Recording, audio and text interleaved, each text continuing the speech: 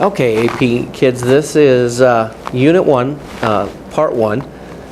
In Unit 1, we're going to talk about the first 5 chapters in your book. And most of what that's going to deal with is what is North America like before Columbus and after Columbus. And it's going to talk about, the Native Americans. It's going to talk about the institution of slavery, and it's going to talk about the different types of colonies that were first started or settled here. And what you'll need to know is kind of some of the differences between those colonies and then some of the things that happened when these two worlds interacted. And what I'd like to draw your attention to right here is you see that the beginning of this slide is worlds collide. And think about, what does that word collide mean? What image does that portray to you? The worlds collide. And that's very key to understanding, because if you think about it, collide, it's kind of violent, it's kind of nasty, it's not, hi, how are you? It's kind of messy. And that's kind of what this is when these two different worlds, we have the old world, which is Europe, and then the new world, which is these kind of, so to speak, undiscovered land or countries. So that's kind of the theme here. Let's get started and talk a little bit about this question, which is kind of interesting. Did Columbus discover America? And, we could go back and forth and who came first. We certainly know now that Columbus was not the first person from Europe to come to America. We have, artifacts and things that say otherwise. But what does the word discover mean? Does it mean you have to be the first one to see something, or can discover mean something more? Can discover mean it's the first one to let other people know what's out there and things? So did Columbus discover America? We certainly know that he did not. There were other people already living here. We have artifacts that other settlements existed here came from Europe before him. But did Columbus really discover America in terms of he's what brought the two worlds together? Then that's probably true. He when he came here and said, yes, this is out here, this is how you get there, and this is what it's like, that changed things. And that's kind of something that's important to remember. Okay? So we know that there were Indians living here, and Columbus named these people. He thought that he was in the West Indies, you may remember. And so that's how he called them the Indians. And when Columbus first arrived, he arrived in kind of the Caribbean region that we know today as the Caribbean, not so much in what we consider the 13 colonies. And there were different types of native people, and he kind of lumped them all in together and called them Indians. So that's kind of where the name came from, because he thought they were from the West Indies. Okay? So something you should know is kind of where they got that name from. And again, that helps you remember what is Columbus doing? Well, he's trying to find a trade route to the West Indies, and he's trying to find a faster, safer, more productive route there, going west instead of east. And why is he doing that? Well, very simple answer is because he's hoping to make money off of that.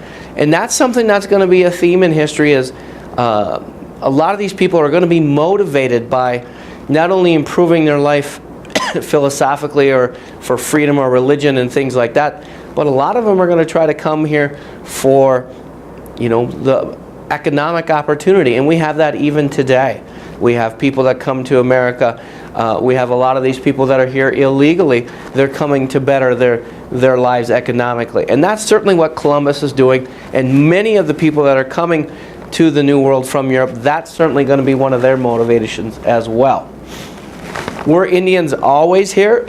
Well, probably not.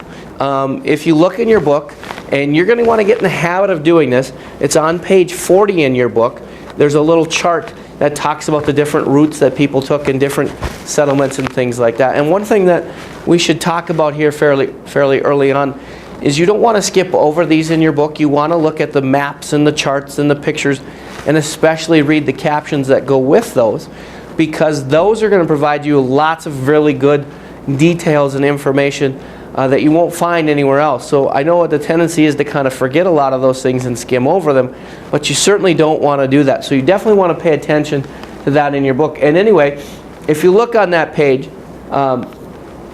you'll see that they came from all over. And you see the word Beringia here. That's just simply the name for the landmass that was kind of all interconnected, and how they kind of got here, as a land bridge between Asia and North America. And you'll see that very clearly on the page. So again, you don't want to skip over that, and I believe that's on your study guide as well. So we know that there's Native Americans living here. They're living all over, and that's something that you want to keep in mind. What your book calls North America is a continent of villages. What they mean by that is that not all Indians are living the same. And you don't have a lot of massive civilizations like you would have seen in the ancient days of Europe. Most of the great civilizations in the North American, like the Incas and the Aztecs and the Mayans, are gone kind of by a lot of our history, what we consider here of U.S. history, when we get into kind of our study of it.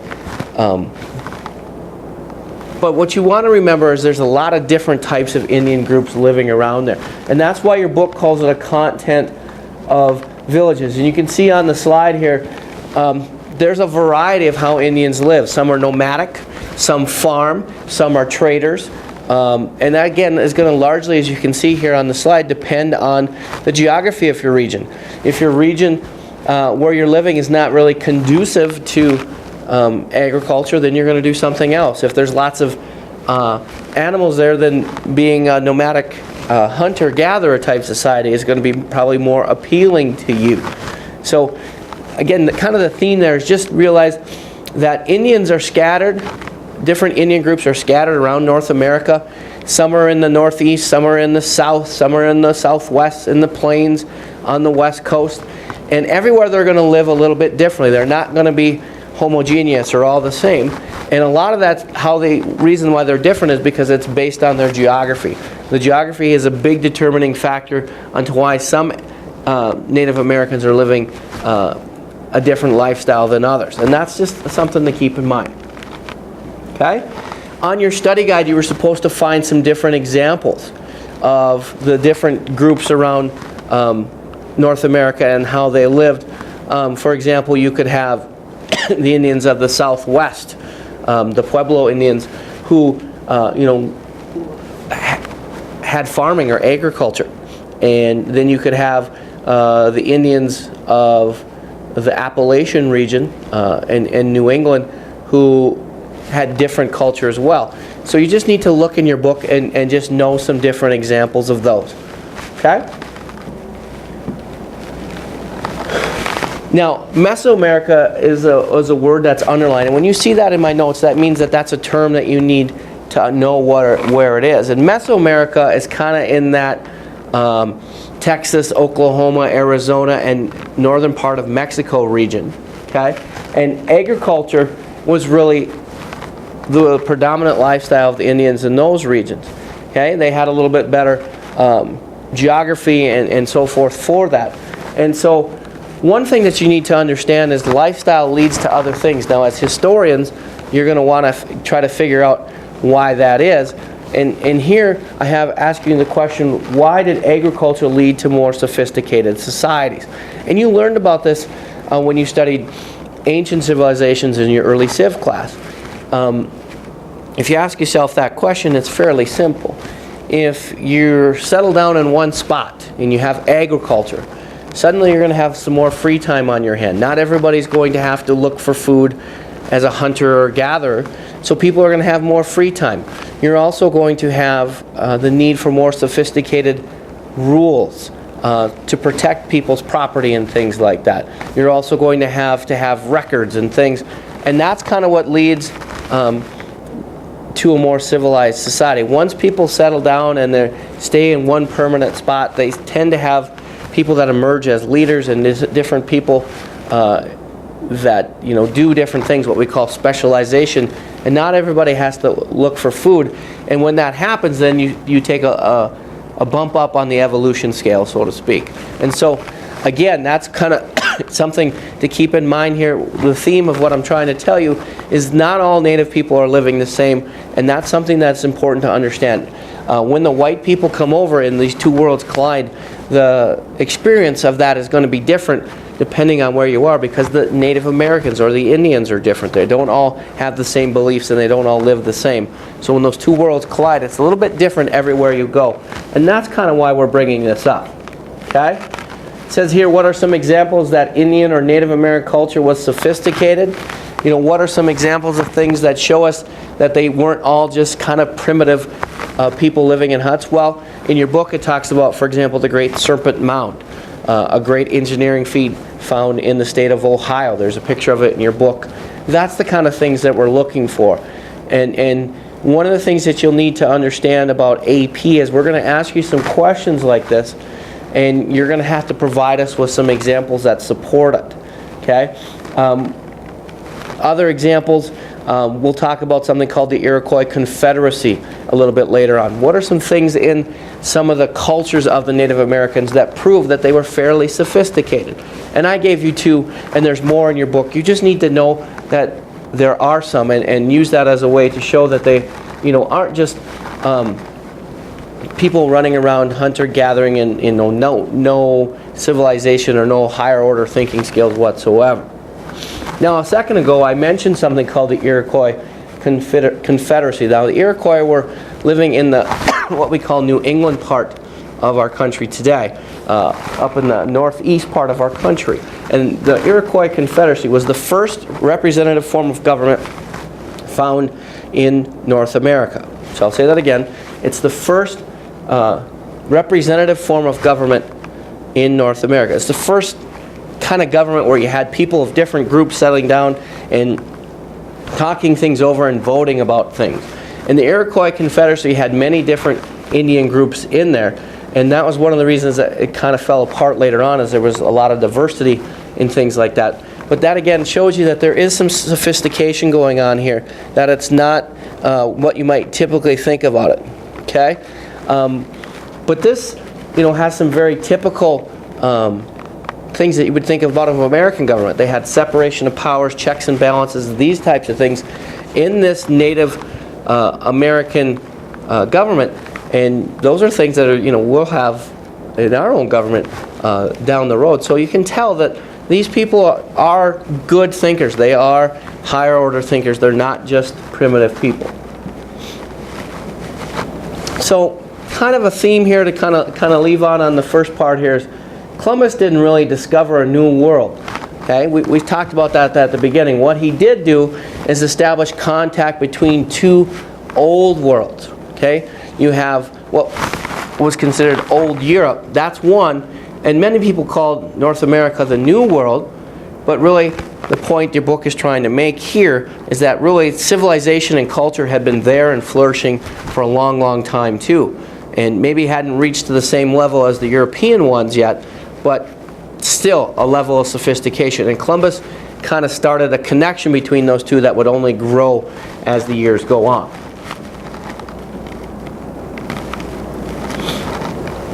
So a question that, you know, you'll maybe be asking yourself, well, why did Europeans come to the New World?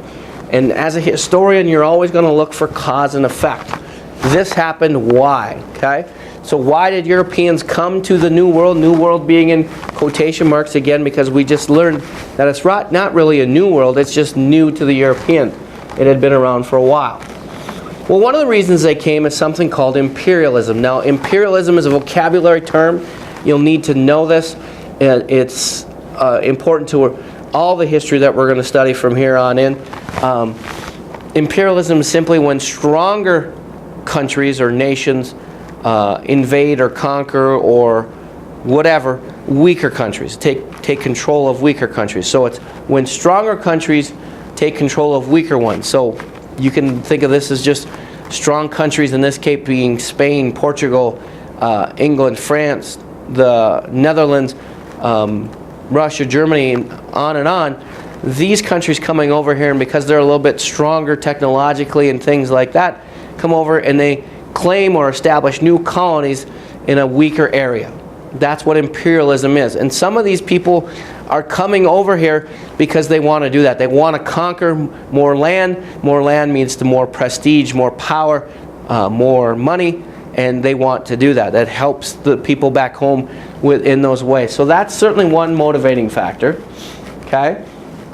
You also have groups that no longer fit in to the old world. You have groups that are called separatists. They want to get away. They want to go someplace where they can be how they want to be. And some examples of this that you probably are familiar with would be the Puritans and the Pilgrims. These are groups that didn't really fit in old Europe anymore, and so they came here to live how they wanted to live because they thought they'd have a little bit more freedom to do that. And we'll hear more about the Puritans and Pilgrims in more lectures. But these are groups that left basically because they wanted to live free. They wanted to get away from persecution because they were different. And these two groups were different because they had different religious beliefs. You probably knew that. But some people are coming because they want to get away from old Europe and try something new. Okay? Another reason people are coming is freedom. Now, freedom does not just mean freedom to express your ideas and freedom of religion. It could be freedom from debts. It could be freedom from inscription in the army. It could be freedom from oppression, these kinds of things. Just like today, many of these people came to the New World because they thought they could have a better life. I would have a chance to advance. In Europe, I'm not having any luck bettering my life, so I come to America. And it's the same reason why people come to America today for the most part, or why people move around in our country. Some of you might be here because you feel that your family feels that they can have a better life here in Dickinson than they can in other parts of the country. Or vice versa. People might leave Dickinson because they feel this part or that part has more opportunity. So certainly that would be a reason as well. Some people are coming to do missionary work. They're here to convert the non-believers. They're coming here to spread Christianity.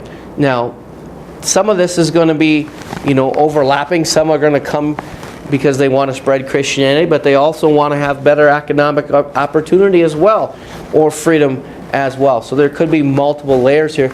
But don't forget about that. A lot of events in the world happen because people are trying to spread their faith. And they're trying to help those that are less fortunate, or help those that do not believe because they want to save them from going to HE double hockey stick.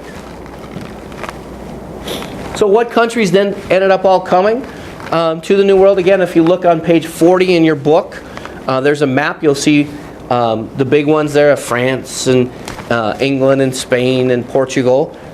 Netherlands, but again, you'll see other countries there as well, like Russia and Germany and so forth. So again, you want to make sure you look at those. And the important thing to look on that page is notice that they settle in different parts of North America. So they're not dotted all over, but they settle in certain particular areas. And we'll talk more about that because we're going to talk about then how these colonies were different and kind of why they settled where they did and that kind of things as well. Okay? Here's another good question. Again, you're training to be young historians here. We know that they came, but why at this particular time in history? We know why they came now, but why is it at this particular time? Why in 1492 did Columbus sail the ocean blue? Why not in 1500 or 16 or even 1200? Okay, and that's a good question. That's what historians do. They want to try to get to the root of that. Well, part of that is simply going to be, for the first time, technology made it feasible. We had stronger ships, we had better navigational equipment, so people wouldn't get lost. Ships could withstand the rougher seas.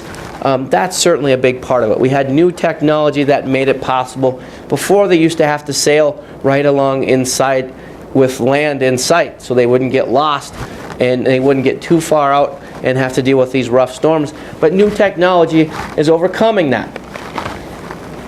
You probably remember from your Modern Nations class or early Civ class something called the Dark Ages or the medieval times, where the countries of Europe were kind of in darkness. Sometimes it's called the Dark Ages. Well, now for the first time in a long time, you had kings starting to emerge that had money to spend on these kind of ventures because they took a tremendous amount of money to do. You had to hire someone that was willing to lead this. You had to get provisions, equipment, ships, and that all took a lot of money, and people didn't do that, for nothing. And so now you had more money available for these kind of things because you didn't have people fumbling around in the dark ages and just trying to exist and survive. People were starting to flourish again. Society was building. Kings or absolute monarchs were starting to consolidate power, and they had the money to spend on these kind of things that they didn't have before. You also have people that are starting to create new products in these new kingdoms that are being established. They're making products, and they need to sell those products. And they also like the idea of bringing in new products from these conquered areas. They like the idea of, spices that they can sell that they get from China and India and the Far East because they're worth a lot of money in Europe. They like that trade aspect. So they think that they're going to get a lot of investment or money back on their investment. And now they have all these goods that they're starting to make, and the people in Europe already have enough of them, so they need to find new markets or new place to sell these goods. So those are some of the reasons really that really motivated people. And one other one is kind of that the Renaissance is going on at this time. And you might remember again from your early history classes that the Renaissance means a rebirth, okay? A rebirth of knowledge and things like that. So at this time in history, in the 14, 15, 1600s, there is a longing or thirst for knowledge. People want to know what's out there. What, is the world really flat? Will we really encounter sea monsters? Will we fall off the face of the planet if we go this far? They want to know. They want to investigate. There is a big push for that during this time. And so that helps to motivate people too, because they want to explore and discover and learn more about their world that they live in. So those are all some of the reasons that people are starting to come. Some of these Europeans are coming and why they're coming at the particular time they are.